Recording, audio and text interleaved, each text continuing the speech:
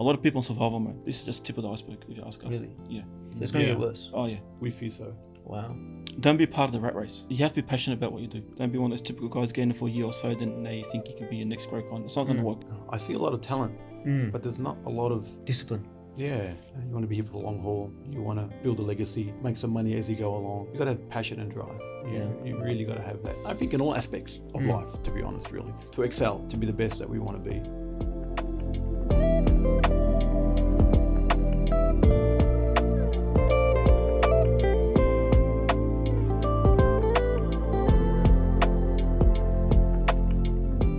Hello, assalamu alaikum. Brothers Mohammad and Abdullah of Haddara Constructions, or Haddarco, as known today. For those who aren't familiar with Haddarco, it's a large, successful building and development company founded in Melbourne. Yes. Melbourne here.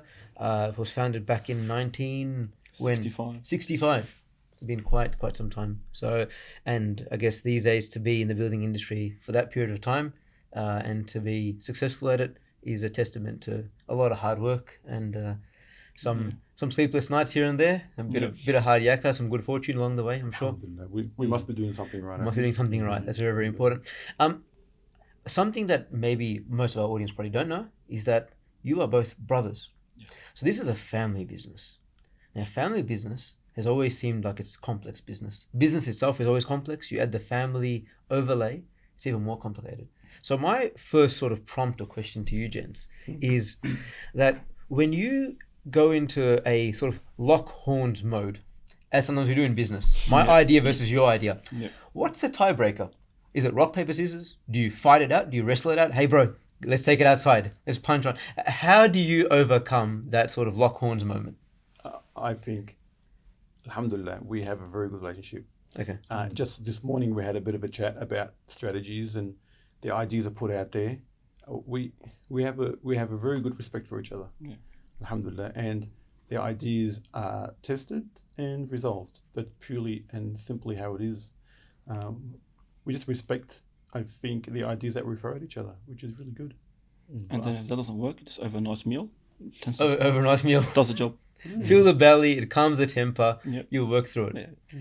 So there's never been an argument that hasn't been resolved or anything like that. There's always... Not really. I think it's because we have the same common goal. Okay. Right? We have a goal. We know what we want to achieve. Yes, there's a bit of understanding, a bit of back and forth, but like Mohammed said, I think we have that respect factor where it's okay. We have the same understanding. We know what we need to achieve, and we're same purpose. What is that common goal? Our common goal is to take what our father established and turn it into something bigger and better. Our aim is not to be the biggest out there, but to be the best at what we do, and push that through our upbringing and our Islamic principles. That's pretty much the best way to describe it. The Islamic principles actually play a big role. Yeah. Because I think, argument in business generally come from money based. It's there, but alhamdulillah, we don't have a huge, our drive isn't that. So I think that helps a lot. Yeah. That's actually really good, because the funny thing is, like, even at Hejaz, for example, we have members of the same family who work together, a few families who work together over here, and it can create an interesting dynamic because people, when somebody has a purely collegiate relationship or a purely professional relationship, then there are certain boundaries that you don't cross. Yep. When it comes to family, especially siblings or parent-child relationships, you feel that you can say more, you can speak your mind. You can be very frank, maybe a little too frank sometimes.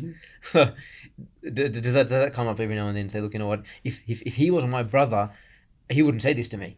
But because he is, he's just... Look, speaking on behalf of myself, no, it hasn't really come up for me personally. No, again, I think it's based on intention. Yeah. So why we're here, why we're doing this, what's the ultimate goal? And I think because we share that, alhamdulillah, to now, it hasn't really been an issue. And what's also helped us is that we clearly defined our roles, and then we know, where we can help each other, where we can support each other, give each other feedback, and what we do together to drive the business forward. So because it's clearly defined, I think it's also a big factor. Well, when you talk about clearly defined, how do you separate between personal and professional? Because obviously you have a relationship outside of the office, and then you have a relationship in the office. Now, things happen outside the office. Family is family, right? Yep. Parents and in-laws and wife, children, this, that. Someone has an argy-bargy or a tiff somewhere. Yep. how do we stop that from trickling into work? And how do we leave that at the door and say, okay, I'm now coming in and this is now my professional brother rather than just the brother who I met over a barbecue over the weekend who really got under my skin for something? How do we separate that? I think, yeah, look, I think you just got to learn to literally switch that part of your family side off. You really have to. Again, I've repeated this a few times, but it really comes down to intention. I think the intention has to be greater than anything else. So what's your purpose? What's your drive? What do you need to do to achieve that goal? And then 5 o'clock, 6 o'clock hits, that's your family time. Weekend, that's your family time. I'm pretty sure that Mohammed's the same, but we just have to clearly separate it. It is what it is. You just have to be a bit of a strong character that way. Yeah. So I guess it would be the fact that money isn't the main driving factor. Yes. So because of that, there's a mutual understanding and mutual respect. Yeah. Right. Yeah. It's And interesting. even when we spend, we think of each other, which is alhamdulillah. I think our dad raised us as a close knit family. And alhamdulillah, it's shown. It's shown. So, Yeah. That's really powerful.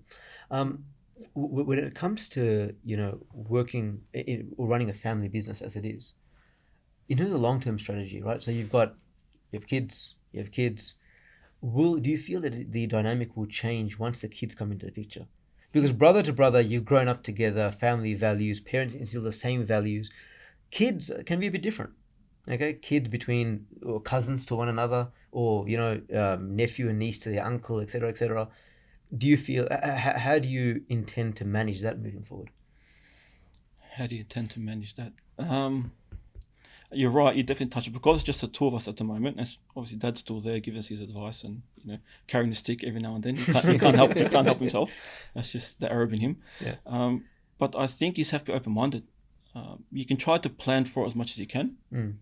You can't really plan for the unknown that much. So I think you have to deal with it as it comes up. Yeah, the more people you have in the picture, the more opinions, the more potential, conflict. But look, for my personal thing is, if my kids want to do it, alhamdulillah. If they don't want to do it, alhamdulillah, it is what it is. So there's no expectation that, look, it's a family thing. It's our surname. You've got to be a part of it. Not for me. I don't think Mohammed's the same. But no, I'm the same. Yeah. No. Let them do whatever they want. And yeah. Fair enough. I mean, my son is now going through the business. He's at uni, but doing work part time. I don't get involved in what he does much. The other guys take care of him, and but that's purely his choice. And we, as opposed to my dad put me on the straight path, as he calls it, and wanted me to be in construction. But I love construction anyway, so it kind of really fit. But no, I definitely didn't get involved in it. And I think Abdullah's 100% right. I think we haven't really thought that far from that aspect. We're focusing on really our business and the growth and what we want to do. And as it comes along, we'll deal with it then, I think. You mentioned about your father and the fact that he started the business in 1965. What was, because the work that you do now is largely large commercial projects. That's really what you're doing. Yeah. Was that always the intention with your father as well when he started, or did he start off more in that residential, domestic type of work, and then that grew into something bigger? Give us an explanation about that journey. I think that seed was planted early for him. So just as a young man, obviously with my grandfather wasn't around too much, so he was sort of left school a bit early, went to Beirut, worked to sort of help support the family. So he started working with formwork and high-rise. So in that high-rise commercial sort of atmosphere is where the seed, I think, sort of planted early for him. And then from there, once he came to Australia, he sort of built himself out, going back to uni, started residential, didn't too much build up the company from there. But to answer your question directly, I think commercial was always his thing. I think it was more passionate about the bigger, larger, community, more tangible kind of projects. Yeah. Which I think is a good strategy, because there's a lot of people in that residential construction space. Yeah. It seems very, very crowded. Yeah. And with all due respect to people who are in that residential building space, to me it doesn't seem overly difficult. It's a lot of it's almost cookie cutter. Once you've built a single story or double story or duplex or whatever it is, you can pretty much replicate that again and again. Whereas in your case, each project is very bespoke. Like, you go through your portfolio, you've built schools, you've built mosques, you've built large community infrastructure, and each one is literally a clean slate. And there's a brief, and whoever's building it, whoever's paying for it, essentially just says, look, I want this built. and then you need to figure out how those things come together. So is it very, very complicated to map all that out? I think it is. It is, but I think our passion that the dad has instilled in us is that we strive to always deliver the best that we can, and the challenges are absolutely, each job is unique to itself. Of course, there are some elements, a lot of elements that are similar in methodology, but new client, new design, new architecture, new methodologies, new ways of doing things. You got to map all that out, and you got to make sure you make your allowances for all that. Abdullah takes care of the business element of the business, bringing work in, and tendering is one of his aspects. So just pricing a job like that is quite difficult and challenging, especially in these times. I take care of the construction side, so I got to then plan from there. I got to plan to deliver those projects within the budget and maintain the quality, keep the relationships going, and so that calls for a quite a detailed and in-depth, involved planning process. Not one project is the same. Yeah. Like you can see that. You can see from the projects that you've listed on your website, for example. You've got, grammar schools, you've got private schools, you've got, infrastructure, community infrastructure, all that type of stuff. And it's really quite bespoke. You spoke about tendering for these sorts of jobs. How does that process work? Because obviously there are so many other builders out there who are vying for that same contract. It's a significant contract. It's big bucks. Pricing obviously is very, very hard because the raw costs or the cost of raw goods these days is somewhat unknown. So you're projecting quite a bit and you're forecasting quite a bit. But then how confident are you when you go into that tendering process that, look, we're going to land this deal? I think like anything, we're very selective in our tender process. We're not one of your builders that got us kind of approach, price anything and everything, and see what happens from there. We have a bit of a matrix and who the client is, what size of the project, location, who we're competing against. All that is all part of the formula that we put through our system to decide, okay, what are our chances here? Is it worth even tendering on this project? So that we go for a bit of that system. From there, because we do a lot of our government work. So we're an accredited government builder. So that's one way we get our work. The other way we get our work is that we're accredited with a lot of other organisations, councils, Catholic organisations, other independent schools, and so forth. So we're ready to go for 12 months, 24 months audit that we're always being reviewed. They're always front of mind. So they always think of us. We always get tenders sent to us. Then we'll go through that process of deciding whether we want to go ahead with it or not. Once it meets our criteria, it's literally about, okay, let's break it all down, like a jigsaw puzzle.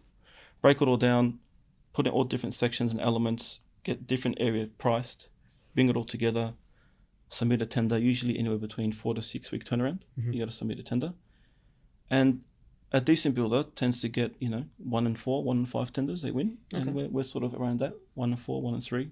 So it's all part of our matrix when we select our tenders, because it takes time, takes effort, and then it's high risk. You have to get it right. And then the other side of it is that you don't want to waste time and effort, if you're not in an even playing field at least. Yeah. So that's how we look at it. So what's your sweet spot when it comes to looking at projects? Is it a particular size, like in terms of like monetary size, or like the actual size and scale of the project?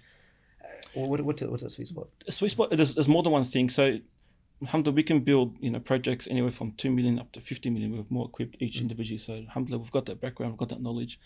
But it's really, like I said, as long as that meets the criteria, from the client to the location to who we're tendering against, all that meets our matrix. And as long as it hits that, good 50%, okay, it's good, it's worthwhile going for this tender, then we'll go for it. Our average size project's about 15 mil, maybe a bit more currently. And we've got a handful of those going at the same time. So, and again, 80% of our work is probably government projects. So again, that also depends on the client. So our sweet spot is a bit broad, but I think you have to be a bit spreading a little bit, that you don't put all your eggs in one basket. So we've got different clients, different agencies coming through, different organisations, all part of the matrix that we look at. We do tend to win, however, the more difficult jobs. Okay.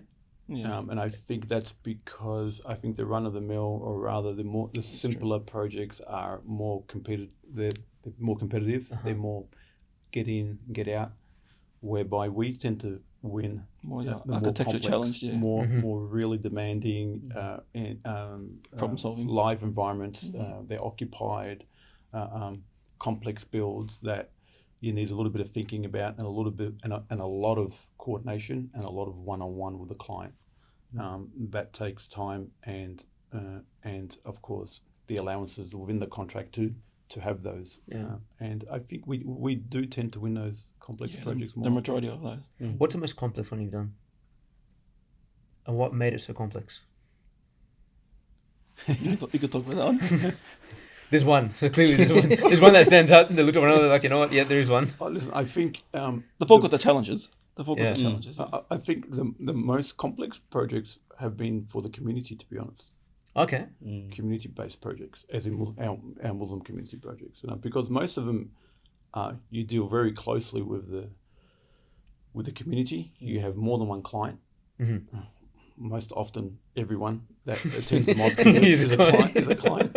Yeah. And when you work, I think for community,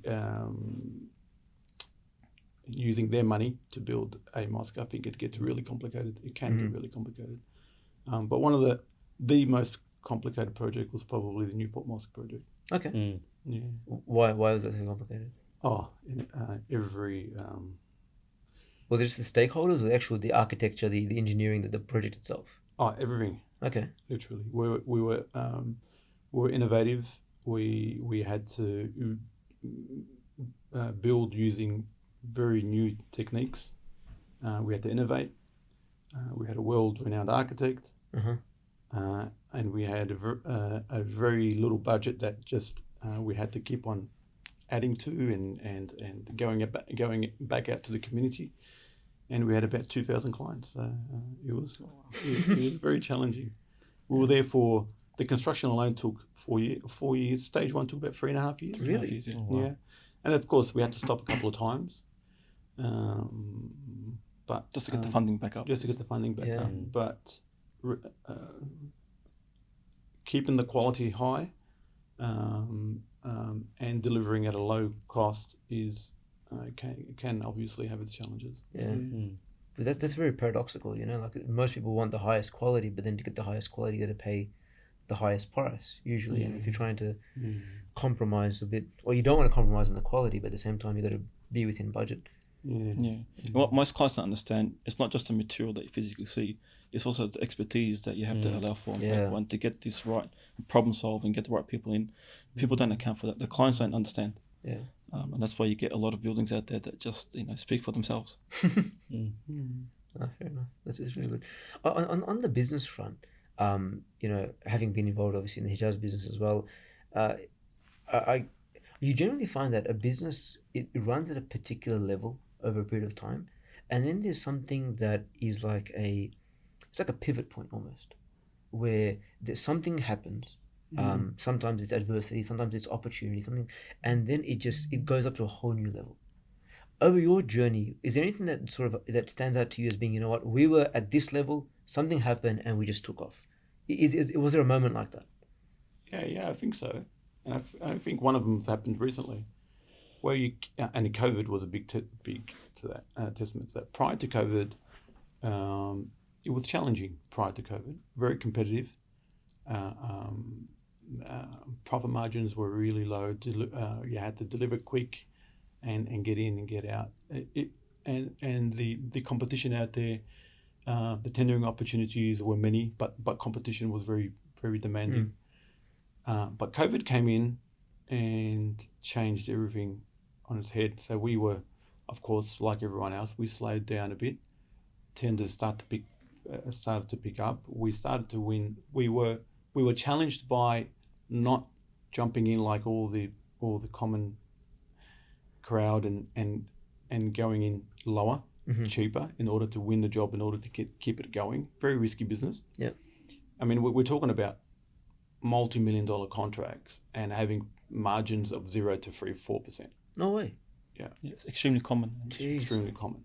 And so you have so to... why do it then if the margin's non-existent? That's a very good question. It was just to feed the beast, really, because they have to win the next project to sort of fund the previous project, and it's very cyclical. It kept going and kept going. It's almost like a little Ponzi scheme. You know, you've got to fund one to keep the other alive. It was definitely a race to the bottom. Who can go in cheaper? And look, and the industry allowed that to happen. Yeah, and this is one of the reasons why the industry is in the position it's in at the moment. And so that moment came. I think we held back. You can imagine, Abdullah spoke about a tender process being 4 to 6 weeks, and you can imagine the investment in that. You don't get paid to submit. That's your investment. And on any given tenders, the value it costs between $10,000 to $15,000 per tender for us to submit. That's all feasibility, all that type of stuff. All that type of stuff, all in-house stuff. Yeah.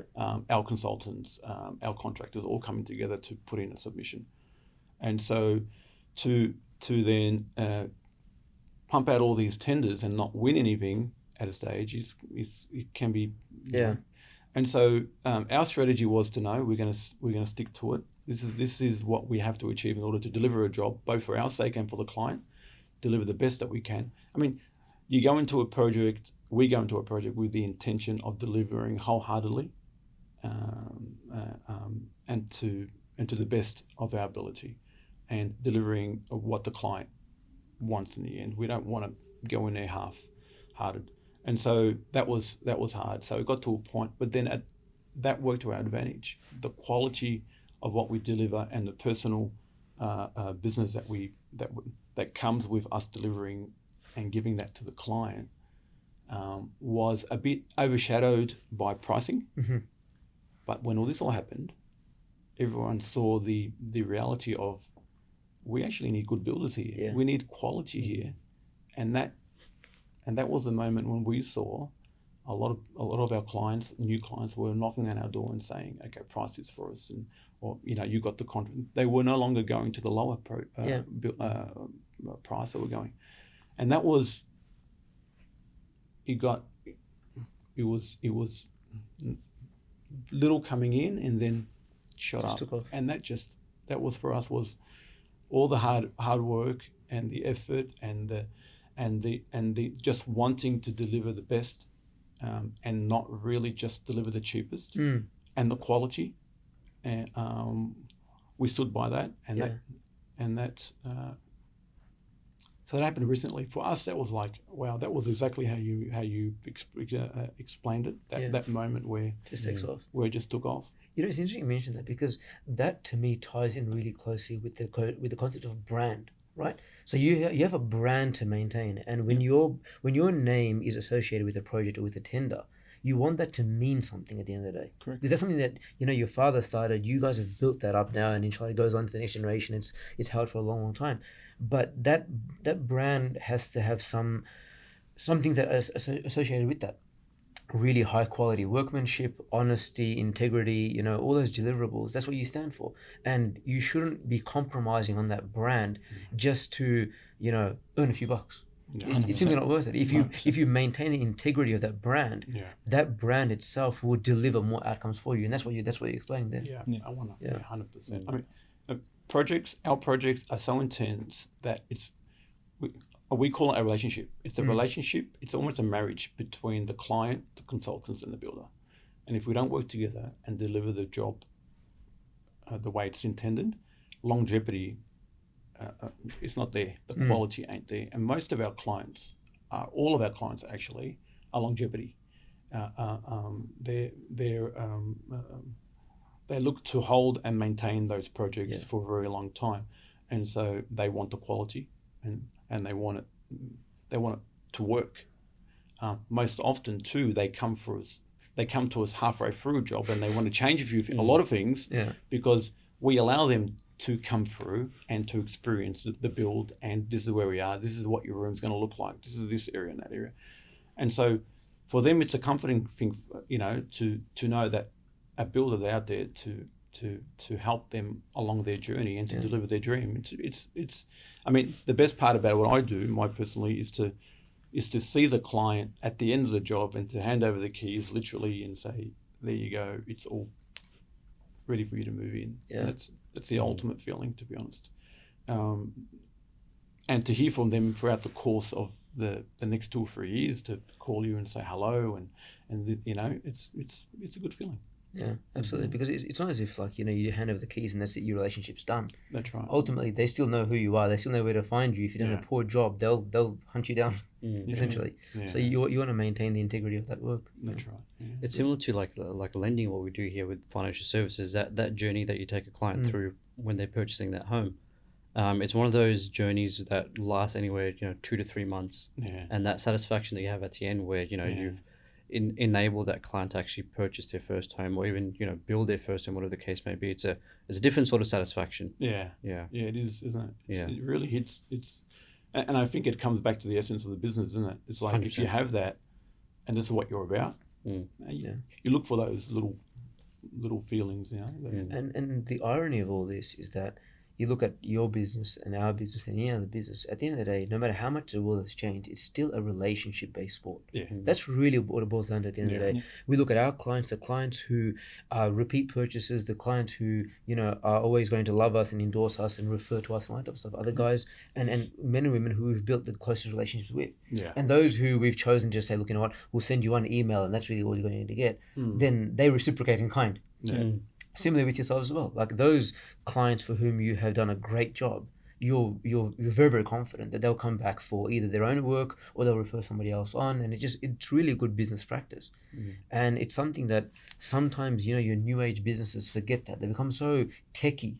And they're just like, oh, you know what, it's all about sitting behind a screen, being a keyboard warrior, punching things into a keyboard, and that's it, she'll be right.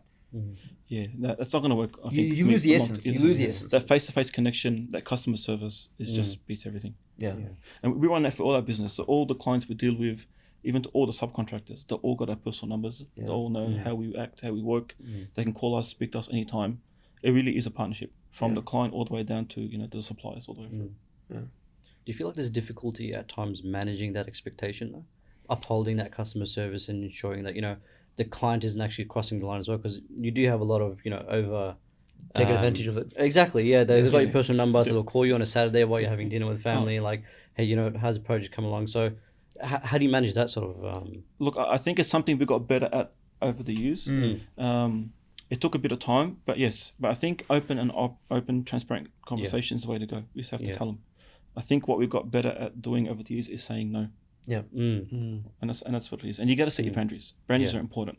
Boundaries need to be respected on both sides. And open and frank conversations. You let them know what's going on, even throughout the construction.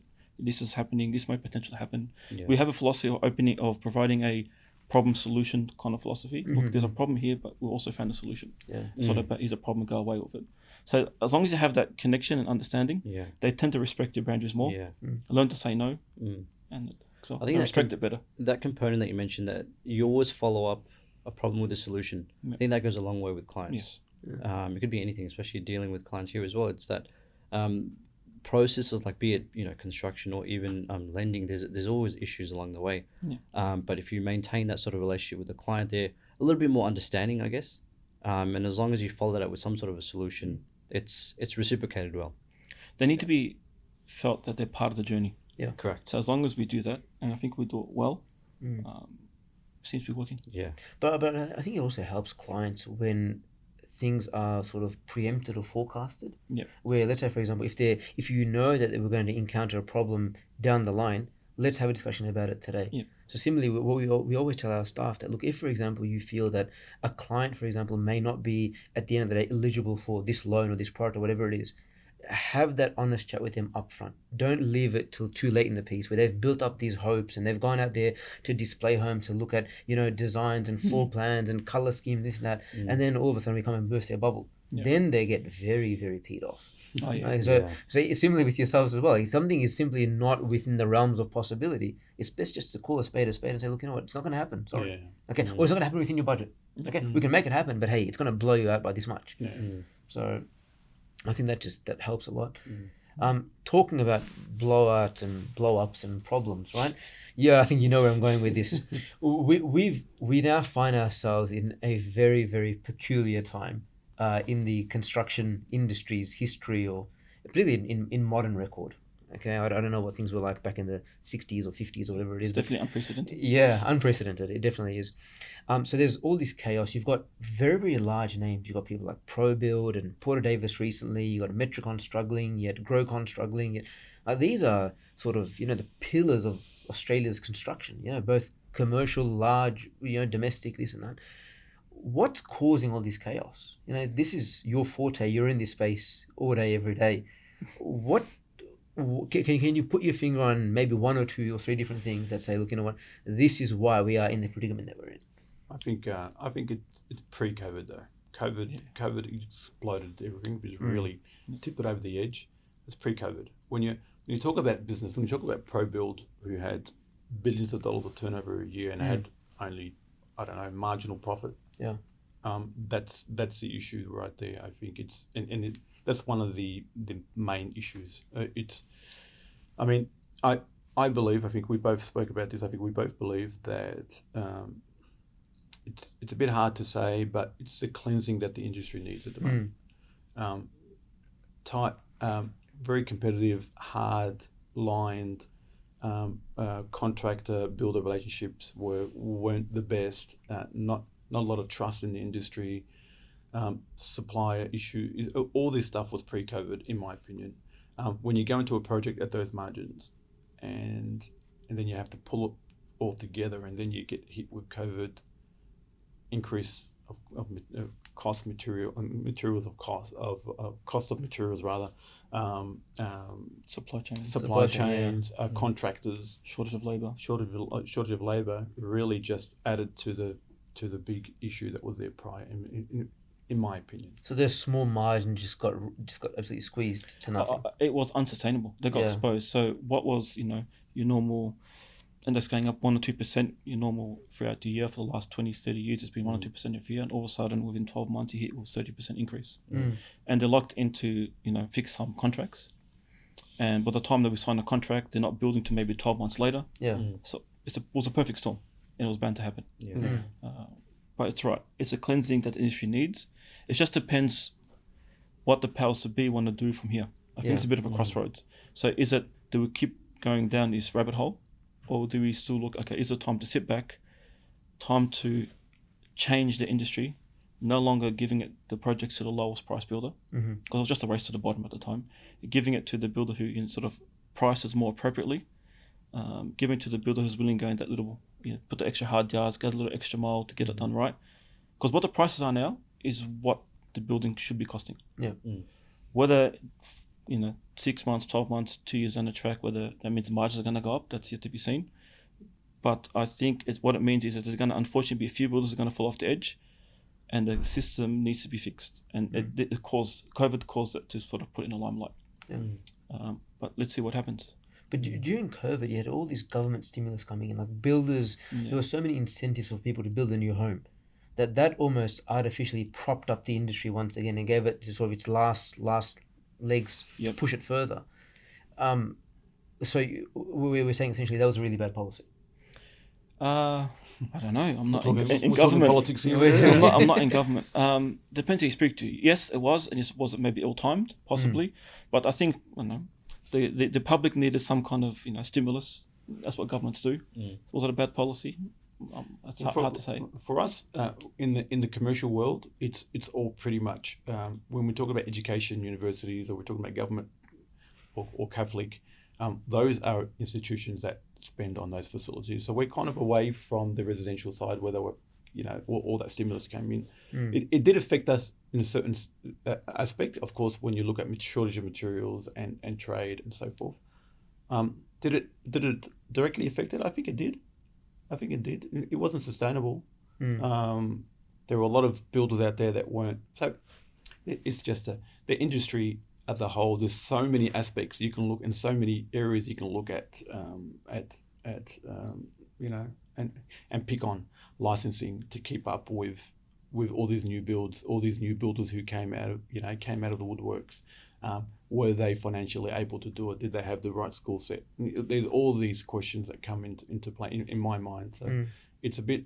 I mean, we're a professional outfit. We're born bred construction. We have the experience, the practical experience, educational experience, literally on the dining table, growing up with Dad talking about construction. And we take pride in what we do, as opposed to all these new companies who are just there maybe to make money, maybe just turn things around. Maybe it's a whole mixed bag of situations there that really the industry needs to have a good look at. And I think it needs to start from the government. Yeah. From the government down. The whole mindset has to shift. Everything. The whole lot. And I think it's a good time to talk, definitely a good time to talk about it. The amount of builders going bust and reputable builders too. The really large ones. And that's the thing. Like, a lot of people find comfort in the big names, the big brands. Yeah. And that's why they go to the Porter Davises and the Metricons of the world and all that sort of stuff. Yeah. But now they're starting to say, okay, well, no matter how big you are, no one's really too big to fail now. Yeah. So then it leaves your average Joe Blow out there in a real predicament, because like, well, if I don't go to the really big names, then who's to say the small names won't fall over as well? Because you never know about their quality. Is there anything that you could share as like some red flags or some key criteria that people should look out for when selecting a builder? Because undoubtedly there's still going to be people out there who are still going to build their homes, right? There are people out there with dreams and ambitions about building a home, and they'll build regardless of whatever risks there are. But what are some things that they should be mindful of, sort of off the bat, day one, and maybe questions they should be asking the builder to see?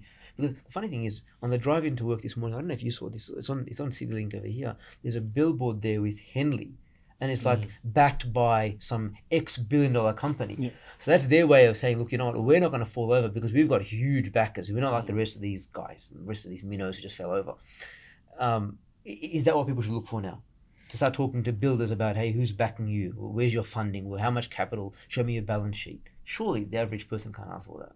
You're talking about from a mum and dad trying to build a house kind of perspective.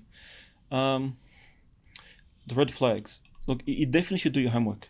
So you definitely look at who they've built for, what do the clients say, which subcontractors they use, have they been paid, and also get your bank to do a bit of background check on them. Maybe even get a lawyer to do a bit of background check. Because at the moment, people don't understand, it's not just the builder who's going broke, it's a flow-on effect. Yeah. They're going broke, they're not paying the subcontractors, the subcontractors are going broke. So it's a whole big issue. So you have to do due diligence. You have to sort of ask those questions, poke a little bit more, get that feedback from clients they've already served. Do a bit of a credit check on them. That's definitely important. So these are kind of things. Can you be 100% foolproof in your checks? No. You just got to try to mitigate the risk as much as you can. Yeah. Now is probably not the best time to build a house. I think it's better to sit and wait. It's probably better to buy an established house, even though the interest rates are going up. You know whether it's going to flatten out or not. But people are weighing up those concerns. Do we build? Do we wait? Do we buy something already new? Already built. So you just have to just probe as much as you can. It's hard, isn't it? But those red flags are hard. Big builders are going bust. What red flags did they have that no one saw? I don't know. I think that's what they call it. Was it the profitless boom? That's what they're saying. That's what it is. There's been no money being made, generally speaking, by a majority of the builders. What people forget also, that means that they're restricted in what they invest back into the company. Yes. Right. Construction is been renowned for lack of change. We haven't changed probably in 30 years. There's no innovation, no new technologies. There's nothing back into the business to sort of teach the next generation. So we're sort of literally going down that rabbit hole. So it's so many different angles you can look at this. Yeah. And we're literally, this conversation, we're just scratching the surface. I mean, one thing we spoke about recently is holding people to account. Yeah. But integrity comes into play too, right? Yeah. So you can't have a contract that has no clause for rise and fall, and you get 30% price increases, and then you're going to hold people to account. It doesn't work. Yeah. So this is why we believe it has to come from government. All those forms of contract that are really, really hard on builders need to change. Yeah. Need to change. And we're talking about residential aspect. Commercially, we're subject to so much more. The contracts are so thick. Yeah. And they can take you to town, literally. And they set the standard. And every other private client follows suit. And so government contracts currently still don't have that clause, despite what's happened. They have the flexibility and the understanding, and we're dealing with yes, professionals in the industry, and they know and can see and evaluate what's going on and how it, but they're still not there. And so really fundamentally, Islamically, when you hold someone to account, you have to hold someone to account, but you can't really do that if they're subject to all these pressures and lack of resources and 20-30% increase in material costs. It doesn't. And in actual fact, what caught a lot of people out was that materials were skyrocketing because of COVID, but once they started to settle, as in settle, there was a lack of trades, so their prices also went up. Yeah. And so a lack of quality trades, they were naming their price, and people that were companies that were in predicaments had to pay. Yeah, tough place to be. Tough. You mentioned about sort of the flow and a ripple effect, right? So if, for example, a large builder can't pay their trades, so you're talking about systemic risk, like almost like contagion, where it gets hold of one part of the industry and then it has ripple effects throughout the entire industry. Yeah. Now, obviously, you're not in the residential construction industry, but you're in commercial construction. You're still dealing with trades. Yeah. Probably not the same ones that residential guys are using. How do you safeguard or protect your business from the ripple effects of this? Because obviously you're dealing with your trusted trades and all that type of stuff, and you're hoping and expecting that they're in a good place financially, that they're doing well. But how do you protect your position? Because obviously the quality of your work is largely dependent on the quality of the people who are actually there doing the work, the trades that you have coming in. So how do you protect your position? Well, you said the right thing before. We do have an approved, contractor base that we tend to go to. That's our fallback. We go to them all the time. People that we've worked with us for a number of years. People who understand the way we deliver, our philosophies, our quality. So I suppose working with those guys who they themselves, the majority of work they do is with us. They understand us. They appreciate us. Understand that we pay them on time. We give them what they're worth. So it sort of keeps us within that bubble, so to speak. But really, when you try to get outside of that, and we had to, the last 12 months, we had to. Everyone had to. Same thing I was mentioning before. You just have to try to mitigate risk as much as you can. We came across one or two cowboys, so to speak. But I don't think there isn't a builder who hasn't. It's just the way it is. You're literally scraping the bottom of the barrel at the moment. So you just have to try to mitigate as much as you can. But alhamdulillah, it's getting better. Slowly getting better. Yeah. It will never go to what it was before, but it's getting there. Yeah. You can never fully protect yourself. I think you just have to try to mitigate as much as you can. We have contracts in place with our subcontractors. We believe they're fair. They're to protect both sides. Everyone wants a bit of security now. I think trust is not there generally, and so everyone wants security of payment. So, I mean, how do you mitigate that? So we've come up with a little bit of a strategy where, a lot of contractors want deposits now. Yeah. Right. So of course you got to protect yourself, and you understand from their side that they don't want the builder to go bust either. So little strategies like, let's do a progress thing here. Before you deliver, we can give you this much. We need to cite the installments. Need to cite the materials. You deliver before you install. We'll give you this much. So it's to give a little bit of trust from both ends. That listen, we've got to commit. You got to commit. We've got to deliver. We have huge contracts to comply with. So these little things that the understanding of both sides, because in the end, again, it's a relationship. The understanding of both builder, subcontractor, builder, supplier. And if you can work towards that, I think it generally works, and I think that's helping us to get the better trades and keep the better trades, because they can see there's trust there, and they can see that they have faith in that. I'm going to deliver, but I'm not going to install until I get paid, and then they get paid, then they install, then they next step. So it's the installment side, is the installment process. I think is working for us, which is good. Good sensible strategy, I guess. Because at the end of the day, like, everyone's agreeable to a win-win situation. Yep. I think so far what's hurt a lot of industries is that it's very one-sided, where it's one party stands against so much and the other party sort of left out to dry. And these days, unfortunately, particularly on the residential construction side, it's the customer. You look at some of these, even the insurance policies around these things, it's laughable. What they actually protect and what they cover you against and all this type of stuff. Like, I'm paying all this insurance, or I'm paying it through the builder essentially. But when like a Porter Davis falls over, what good is the insurance? To think that in a country like Australia, where there's so much red tape, so much regulation, and all this governance and all this type of stuff, that there are people out there who are now sitting there with a half-built house and have nowhere to go. Yeah. And they're paying either they're renting at the moment with skyrocketing rents, or they've got a mortgage that they're paying with skyrocketing interest rates. Plus, they've got a mortgage on the new build as well, construction rates, which are generally higher than normal rates, and they're just copping it from all sides. And the cost of living is going up, and you think, okay, well, where's the fairness in all this? You know, like there isn't any. There is. It's merciless. Yeah. The system's not designed to be fair. Yeah.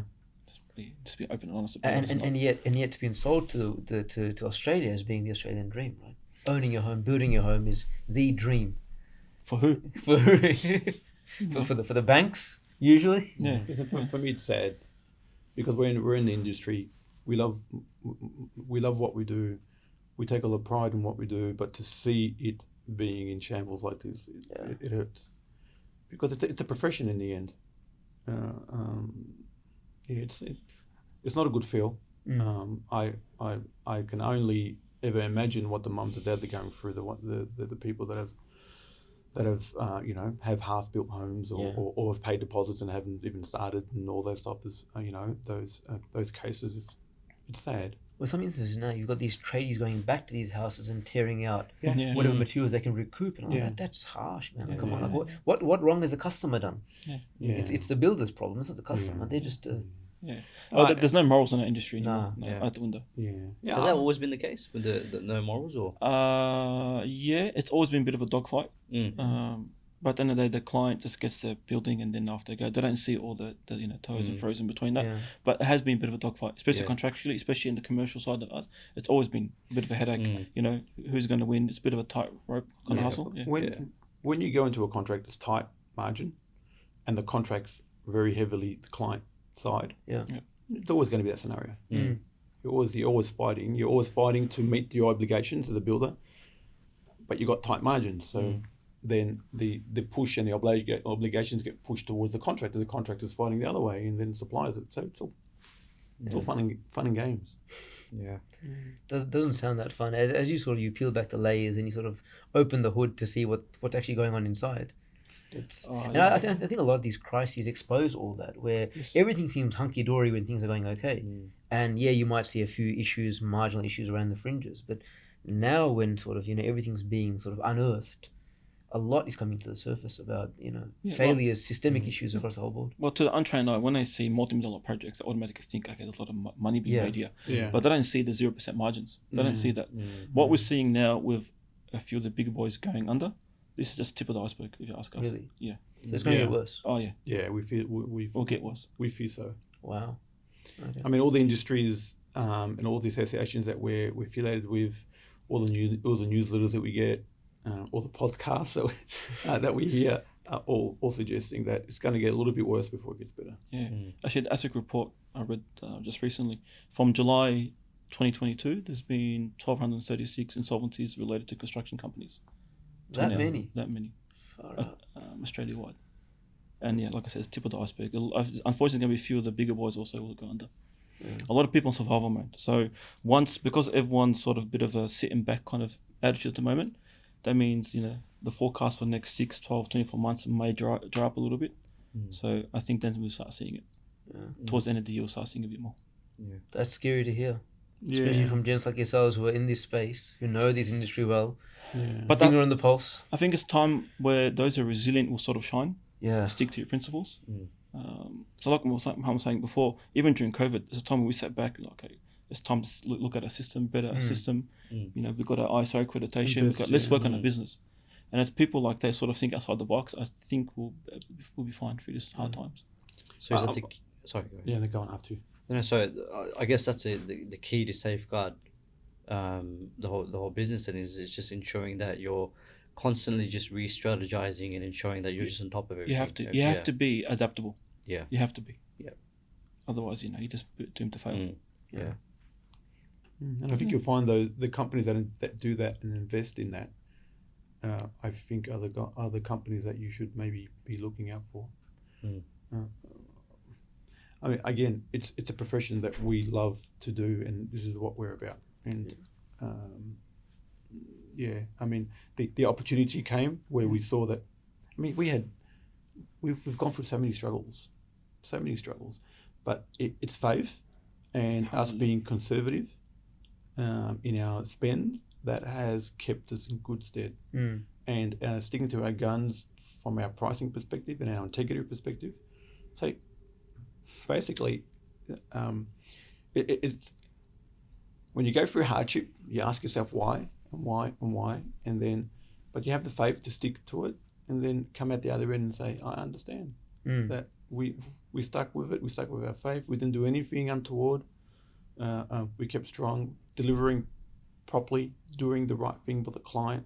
If they ask for something in the specification, we would give that product and not change it. And so, delivering to the that, and we come out the other end, having, like you described, where our business has now skyrocketed, where we've got a lot of stuff happening. It's good to see. Yeah. It is good to see. I think it's because we didn't compromise religiously. In delivering the product. Alhamdulillah, we're seeing dividends at the moment. It's a really strong message. Now, I'm sure at this point in time there are lots of young Mohammad and Abdullah Haddara sitting there thinking about, particularly within our community, a lot of young men want to get into construction. I don't know about women so much, but men definitely do. They see, as you said, they look at from the outside looking in, glitz and glamour. It's pretty, it's seemingly not that difficult to get in. Barriers to entry really aren't there. You can get a license and all that. You can do all that type of stuff. What advice would you have for those people? That don't get in. Just quit while you're in front. What advice would you give to those people? I think don't be part of the rat race. Okay. So what I mean by that is, don't think about getting into this industry, be part of the fast lane, get a quick buck and get out. That's what a lot of people do. You have to be passionate about what you do. So you have to be in it for the long haul. From the education, from the experience, Don't be one of those typical guys getting it for a year or so, then now you think you can be your next Grocon. It's not going to work. You have to be out there. You have to be vulnerable. You have to take your time. You're going to have your ups. You're going to have your downs. You're going to build resilience. And then from there, build a strategy. I think experience is really the key here. Take your time. And then, it might be hard yards for 10, 15 years, but from that, you've got a huge foundation to work on. So that's probably the message I'll give to you. And also education. Don't compromise on education. It's a strong message. Do you echo the same sentiment? Yeah, absolutely. I 100%. I think if I wanted to add to that, it's drive. You gotta have a passion and a drive. We can say that loosely, I think, but really, one of the big reasons why I think the industry is in the shape it's in is because we had a lot of individuals coming in wanting that quick. Playing with the market. Market's really competitive. Its margins are low, and it's one of the consequences of where we are at the moment. You want to be here. You want to be here for the long haul. You want to build a legacy, make some money as you go along. You got to have You got to have passion and drive. You really got to have that in I think in all aspects of life. To be honest, really, to excel, to be the best that we want to be. I think is what you got to be. But I think one step at a time.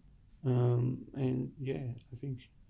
So in essence, it's not about becoming an overnight success.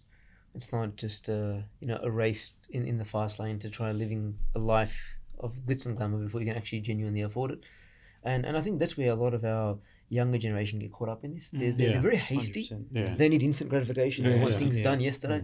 And I'm like, you're talking about a 10, 15-year journey. Most people can't fathom a 10, 15-month journey. Like, you know what? I'm going into business. I put this money in. I'm putting all this hard work in. Why isn't it happening for me? And they don't seem to realize that the people that they're trying to mimic or idolize or whatever it is, you sit down with them and have a coffee or have a chat with those people, and they'll tell you about the war stories, or all that, the hustle, the hard work that you have to go through to get to where you are. And it's not very glamorous. It's not necessarily even fun. It's just a lot of hard yakka. It's definitely hard. We've had conversations where we've been contemplating why we've been doing this, like I mentioned before. There's a lot of hard times. But I think that shapes you. Right? That shapes you to the person you need to be. And that only comes over time. It's not going to happen in the 15 months. It's going to happen in 10, 15, 20 years. And it's only then you can stand up with 2 feet and say, okay, now you can throw your punches. I'm ready to take them. Being part of the younger generation, that's probably one of the biggest diseases that I generally went through as well, which is that because you have so much access to, be it social media or just just visually seeing people's success there and then, you'd want it straight away, Yep. and not really appreciating the journey that it actually takes to get there. Yeah. And that advice that you gave, which is just take things slowly, focus on the the foundations, focus on education. That's brilliant advice, and it's for generations like mine. It's very important. Yeah. Yeah. Yeah. Yeah. Well, we always talk to young people about sort of investing in themselves. You are your biggest asset. Yeah. People look elsewhere. I'm like, why are you looking elsewhere for? Look at yourself. If you genuinely see yourself as being worthy of having all this or achieving all this, then invest in yourself. If it means having to go to university and completing a degree over 3 years or doing a master's or extra training courses or whatever certifications that you need or whatever it is, do it. Like at the end of the day, it will never go to waste because you're investing in yourself. Yep. And one day at some point in time, it will come in handy. And I think we can all reflect on our sort of educational careers or whatever it is and say, look, what? It never actually went to waste. At that point in time, you sort of ask yourself, like, why am I doing this? It seems pretty pointless. Yeah. But in hindsight, upon reflection, the older you get, the more mature in your career you get, you look back and you say, what? That was actually all worthwhile. I've used it all, funnily enough. Yeah. All sort of comes together towards It the comes end. together towards the end. Yeah. Yeah. That's what perfect. I mean, one thing I see in the youth is that I wish that that somehow collectively we can work on is that I see a lot of talent, but there's not a lot of wanting to get up and Discipline. yeah. Yeah. And I really, because there is, I mean, in our industry, I can give you an example. Taking on apprenticeships, carpenter apprenticeships. We go through an agency who supplies these apprentices. Maybe 1 in every 10 is maybe worth keeping. Wow. The rest aren't motivated, don't have the discipline, don't have the attitude to do that. So it's a bit heartbreaking to see that a lot in our community. That you can see the talent, but they just don't have the discipline. Yeah. I think if they can work on the discipline and again the drive that comes from the drive and the hunger that they want that, I think it'll change because in construction there's plenty of opportunity. Yeah. Subcontractors are naming their price because they have those subcontractors that have pride and quality in what they do. People want that, and it's becoming scarce. Yeah. So if there are young kids out there that are looking for a trade, I think it's a really good opportunity out there. You just need to really focus on getting things right, education, the patience, building your skill set, and then You mean all the trades, or is there one particular or a couple of particular trades that you think are, in the future there will be the in-demand trades? Oh, listen, I can tell you across the board, there's a lack of good skill. Across the board, from carpentry. I can specifically say about construction. So when I look at construction, I think definitely the other trades, electrical and plumbing, I'm sure there are opportunities there. But when I look at construction, I look at carpentry. Carpentry opens doors for many opportunities within its wider opportunity from construction. So carpentry, very, very little skilled new trades coming through. When you look at bricklaying, zero. There aren't hardly any good bricklayers that are out there, to be honest.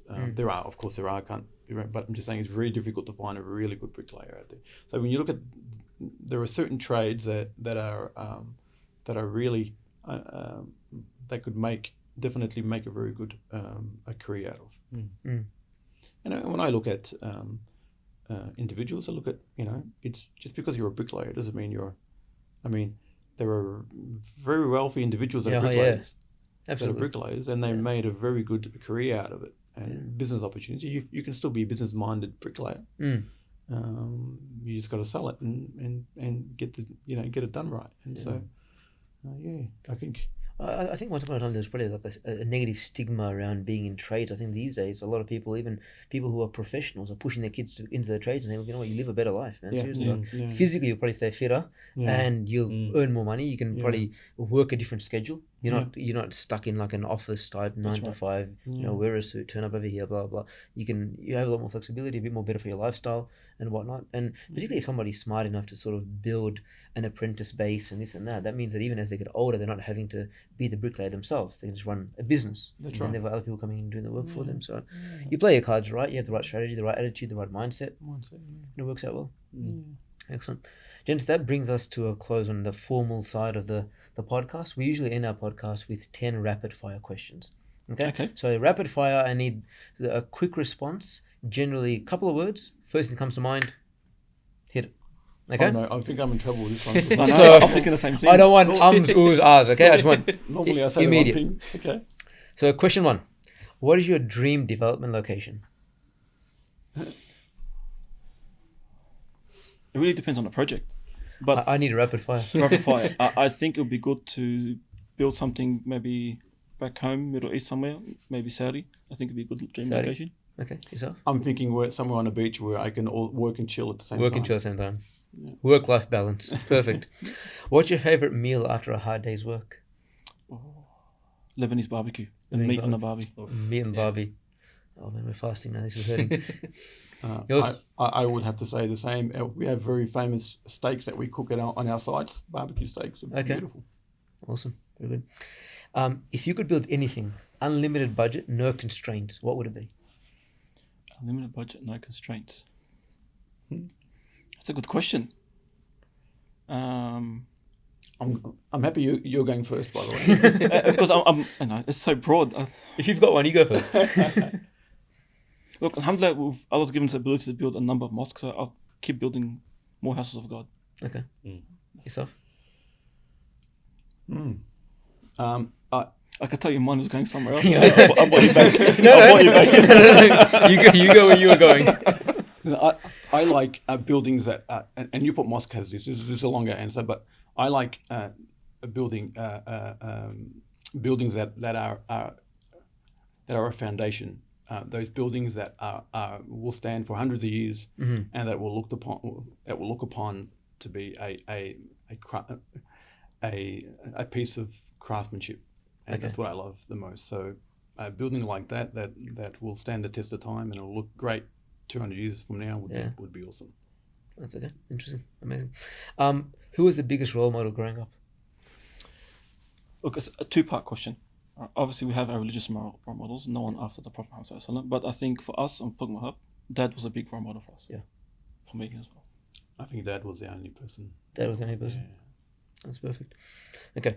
Would you ever go on as contestants in The Block? No. Never. Never? Hate the show. Hate the show? I've never seen it. Never seen it? Oh, wow. I've only watched maybe half the episode and I turned it off. Yeah? Yeah, it's all fake. It's not reality, is it? It's not what our industry is about, I don't think. And, Okay. I don't think so. So I mean, they look great at the end. Yeah. But to show all the I suppose the drama and not the expertise behind it and the hard yards and the planning, it doesn't. And I think it just adds onto the I want to do it myself kind of a scenario where I don't, as a professional in the industry, I'm not particularly fond of. Actually, but you know what would make a good reality show? Next time we build a community project, Oh, there's yeah? a camera around. That would be ratings through the roof on that one. Oh, we'd be happy to back that in. Don't worry. With a camera crew there, that would be very, very good content. It would be a lot of beeping, a lot of bleeping. Yeah. Oh, wow. For sure. That's perfect. Who's your favorite superhero? Marvel or DC, doesn't really matter. Favorite superhero? That's the first time I've been asked this question. Superman. Yours? Probably say Batman. He's got all the good tech.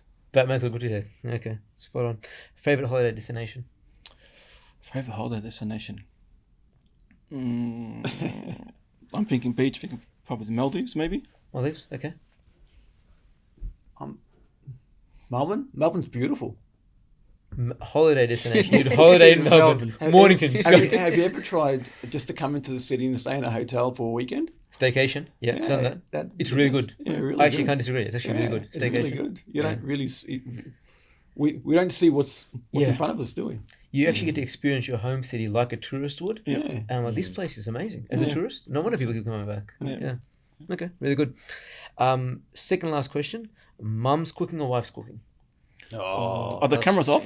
Yeah. Just assume they're off for a moment. Look, I think every person will have to say it's their mum's cooking. It's your childhood, right? It's what you grew up with. Yeah. Alhamdulillah, my wife is an amazing cook. I'm not just saying she really is, but it's just a home cooked meal. That's his caveat for like, I need to start tonight. I need to start tonight. Yes, I'm hungry. I've still got a few hours. But definitely mum's cooking. It's just that vibe, the family, that feeling. It's different. I'm lucky in this scenario. My mum taught my wife for 10 years how to cook, Oh wow. and so the same. Same. So authentic, traditional. Yeah. Wow. Okay. Yeah. That's a unique one. Yeah. Okay. Last question. What advice would you give to your 18-year-old self? Wow. Looking back over life, what would you tell this younger version of yourself?